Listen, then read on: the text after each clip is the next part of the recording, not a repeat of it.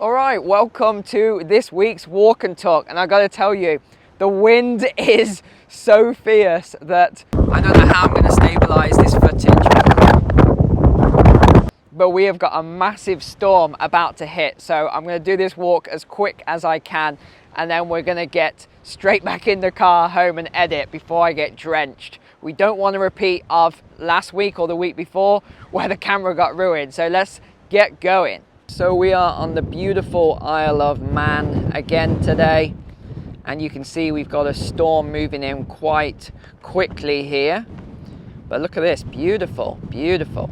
And just a reminder that I'm going to be going on my summer break very shortly. I will have at least one video for you next week, maybe two. But then after that, I will be on my summer break. So don't worry. I know you guys worry about me in case I've been abducted. Some government agents have come and taken me away or something for all the exposés. But no, I will just be taking a well-deserved and needed break.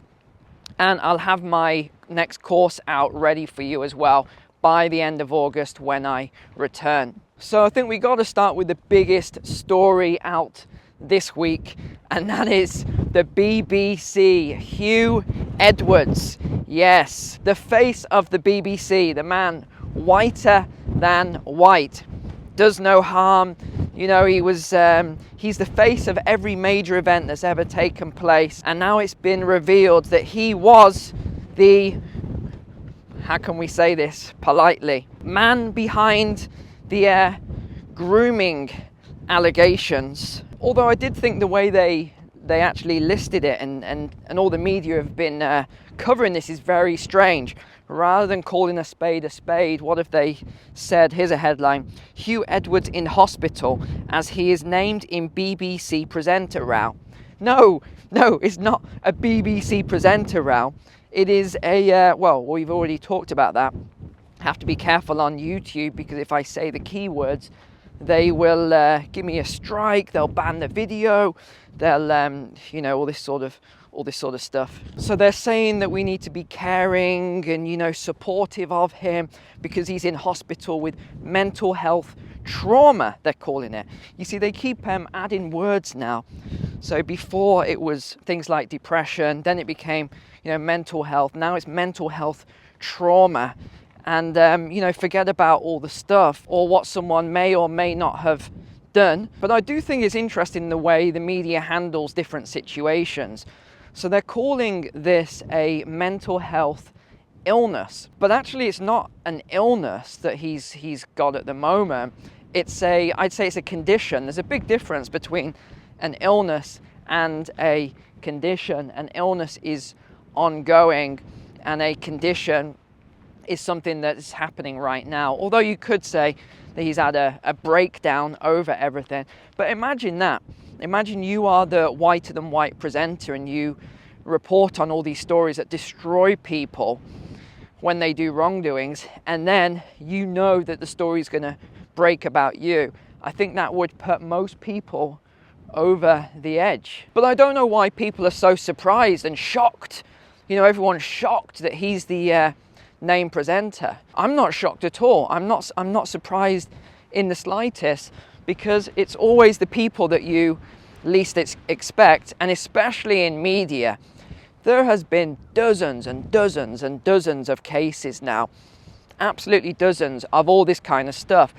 And you know, there's a theme running through everything at the moment. You know how we go through these cycles. So the theme at the moment is child trafficking. And this is a big one. It is just everywhere at the moment. And you know, we mentioned, you've probably heard about this a lot, about the Sound of Freedom movie. No one wanted to show it. It's actually not showing at any movie theatres that I'm aware of. Drop it in the comments if you are in the UK at the moment. And I'd be very interested to know if it's showing in your country in the theatres, because I know it's showing in the US, but I don't know if it's showing elsewhere in other countries. So we've basically had 3 of these stories at the moment all breaking about all this child trafficking stuff, which is good. I mean, it's obviously bad for the kids, but it's good for awareness. Well, we got a windbreak here for a moment. But yeah, it's good for awareness to get this stuff out there. And I was quite surprised that WEON just put out a story as well on this. Actually, it's on the, gosh, we might have to stand around here. This wind is fierce. Yeah, WEON just reported on this. The DOJ in the US has just removed all of the trafficking stuff from their website. And it's not just there, you're seeing a lot of data removed on this at the moment from a lot of government departments. So I think there's something going on. We're going to see, I can just feel it. There's something going on at the moment around this whole movement.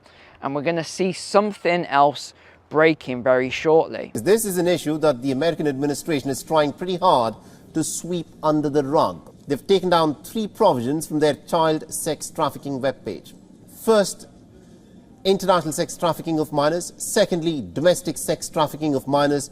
And thirdly, child victims of prostitution. This form of sex trafficking is a problem in the United States, and recovered victims originate from all over the world. The United States not only faces a problem of victims trafficked into the country, but there is also a homegrown problem of American children being recruited and exploited for commercial sex. While these are concerning enough, the timing has raised a lot of eyebrows. There are, at this moment, according to the reports, 85,000 children who have been misplaced within the United States. So the Biden administration can't tell you where these children are. And the other thing that's being removed at the moment is all the COVID vax data. I don't know if you've heard about this on the news or anything like that, but all of these companies are being told they must destroy all the data now, and that there's no data allowed to be held on who has had the vax and who hasn't. Very, very interesting. I think it's more than just data protection that they're doing all of this. I think there's something else going on here. Gosh, standing here. Well, at least if it rains, we've got somewhere to stand here in this little enclosure. So the climate minister for Spain just did this massive stunt, environmental stunt. So this is what the US climate minister did as well. So she attends this climate conference, her own conference in Spain, and she turns up on a bicycle. Well, not really. So the allegations were that she flew in by private jet. There's this line of she got picked up by a limousine. There's all these cars and, you know, a convoy of vehicles. So actually what happened was 100 meters before she actually took the bike, well, she didn't, but someone took the bicycle out of the boot or the trunk of the car for her, and then she rode it 100 meters. Really? I mean, really? But she claims the accusations are unfair, saying that she didn't get on the private jet and she took the limousines, you know, all the way instead. As if that made any difference at all, because the jet still made the journey, and then the cars still followed her when she cycled 100 meters. So it's just a stunt. I mean, these people are nuts. They are absolutely nuts that they don't think we realize what's going on. But I got to read out the statement that was made. We are and will remain champions of climate action. What? Really? Okay. Just Twilight Zone. Okay, let's see if we can walk out for a minute here. I really hope I can edit out all this wind, or you're not going to hear a thing on this video, so I will do my best. But let's walk down here now. This is really beautiful. Here we go. We're going to go down here, and let's just peer over the edge, although it is a bit windy, so I won't go too close. So another thing I wanted to touch upon is the level of wealth divide that is occurring right now in the United States. And I know I've talked about this a lot, but the reason I want to bring it up again at the moment is because the statistics have just been coming out, and they are absolutely wild. I don't know if you know this, but just 3 of the richest people in the US own more wealth than and this is 2017, 2018 numbers, by the way, own over 50% of all the wealth. I bet you if you took the top, I don't know, 20 billionaires, they probably own, I'm just guessing here, but they probably own something like 75, 80%. I wouldn't be surprised at all if that's the case. And now you've got more people moving from the middle class US into poverty at a rapid rate. In fact, if you think about California, they just announced it's now over 170,000 people are homeless in California. And the rate is not that high in other states, but it's growing rapidly. In fact, homelessness increased by 40% in the last 12 months. That is staggering and should tell everyone what is actually going on. This wealth divide can't continue. I talked about this before, and I talked about the historical connections of this. And actually what happens when you have a wealth divide that is this severe. I think one of the only examples in history was from Solon, who actually stopped a massive revolution from happening, like, you know, think of the French Revolution. But apart from that, there aren't many examples where you get this level of extreme wealth divide that doesn't end in mass changes and civil unrest. So this is going to be pretty wild. I can hear a lot of noise down here, a lot of seabird noise. Let's have a look. I'm not going to go too close because the wind is absolutely howling. It's so crazy. But I can hear a lot of birds down there. I think they're having a bird party. Gosh, look at this storm coming in. Look at this coming in. All right, let's walk back now because some of these stones are getting really slippy. But global debt has just passed a new record of 92 trillion has just been announced. 92 trillion in global debt. And the statistics show a lot of that is held by the developing world. And what do you think the IMF said? What do you think the IMF said? They said, we are here to help, and we're here to help with the, developing nations if they need more money and all this other stuff. The IMF aren't there to help them. These are loans. They are the world's biggest loan shark. Gosh, it's just so funny the way people talk about the IMF like they're this big hero there to help all these developing nations. These organizations don't want to help developing nations. If they did, they would gift them certain money or they would help in other ways.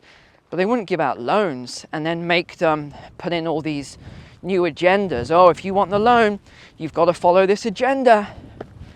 Whoa, this is slippy. But another fascinating thing that's going on at the moment is US office space that we talked about and how it's going to cause a massive issue in the US. And that's another reason, by the way, that the media is talking about not working from home, get everyone back to the office, because of what might happen if enough people don't go back to the office. In fact, if you look at this infographic here, it's pretty incredible, showing how much empty office space there is. So here's aeroplanes, right? And there's Mount Everest, Washington, DC, New York, weather balloons, don't mention China, and then meteors, and it shows you the floor area, 20,000 square foot, ceiling height 11 foot.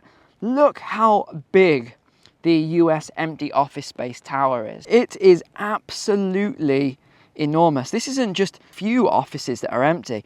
This is absolutely enormous. But yet the S&P 500 just keeps growing. It looks like it's in a really strong run at the moment. I was just looking at the stats today, around 17% growth year to date, which is interesting. And now with inflation really low, we're going to see a lot more people jumping back in. I think this is going to be interesting to see how this plays out. I'm still thinking it might be a massive melt up. So those of you who are going to play that, good luck.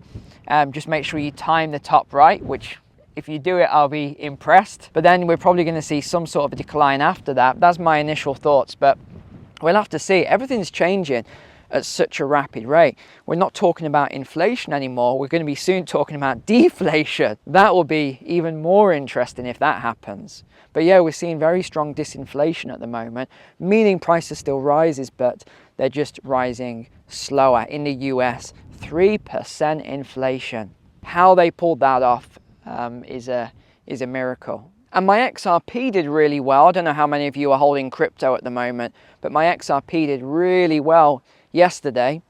And I think I talked about that, gosh, maybe 2 years ago. It could even be longer than that now. But I talked about why I bought XRP, and my price target is $5 on that for an exit. So we'll see how that goes. But it's done pretty well overnight. It was up 90% within a 24-hour period overnight. And Bitcoin actually broke 31,000 as well. I think that's the first time in about 14 months. Maybe that was May 2022 that it last broke 31,000. So it was just hovering around that 30K line, and I'm talking USD here. So we'll see. I don't think we're in a new bull market just yet like everyone's talking about. I think it's just because the SEC case, it was ruled in Ripple's favor overnight, or a district court at least. But another story then was this new GR1 robot that's just been announced. So this is called the GR1 in China. They're going to be mass producing this robot, and they're calling it a service robot to help elderly people. But you know how these things start.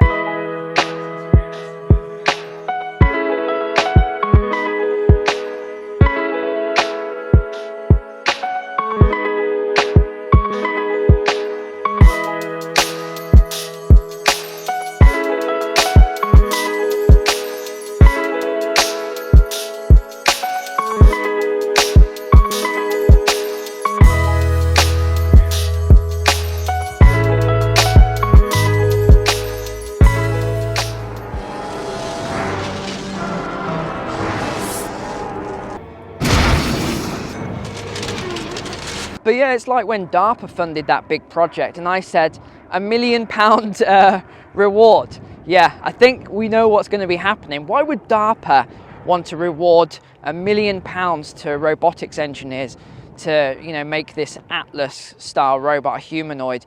And they said it was, you know, for research and development and to see how it might be able to help. No, they want to build robot soldiers of the future. It's so obvious. And everyone's talking about, you know, progress and, oh, we need to be progressives, and, oh, it's so great the world's becoming progressive. No, it's not. I don't think it's good the world's becoming progressive because, again, people don't read history. The only reason my views are so strong is because I've read so much history and all the statistics and the charts and data around everything. And I know how all this stuff ends. And by the way, when I talk about conservative values, I'm not talking about it from a political point of view. Sometimes people think I'm talking about the Conservative Party of the UK or you know, all this. I'm not. I'm talking about conservative with the very simple meaning of the word, conservative being the opposite of progressive. History shows us what happens when you have these very progressive things that come in. It's usually chaos. It's absolute chaos, and a lot of people tend to die in very short periods of time.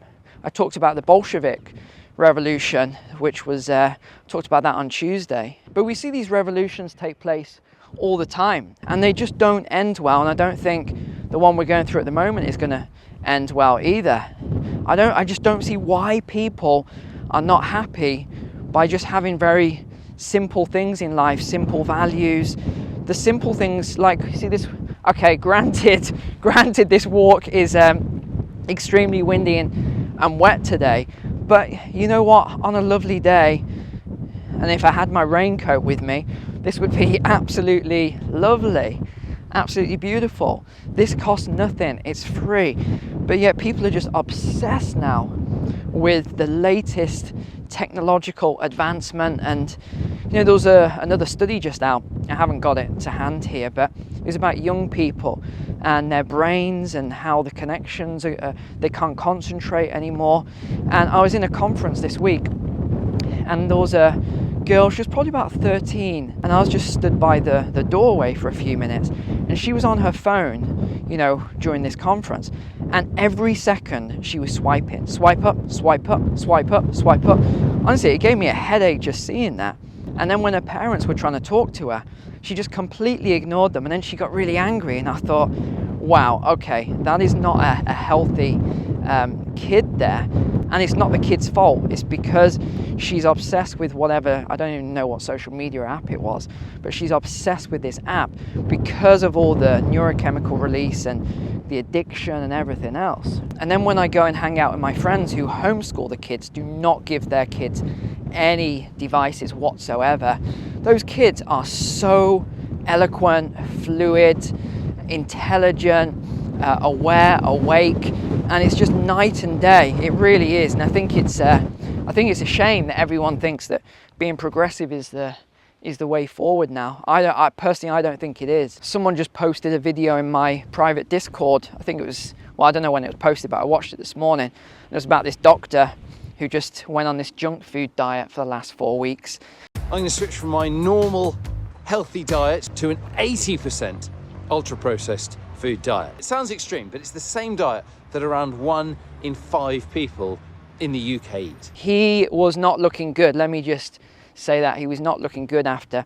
But putting the, you know, his body to the side, I was really more focused on his brain and what happened to his brain and all the connections that changed in his brain. It was unbelievable, all these connections that changed. And also your stomach looks quite... Yeah.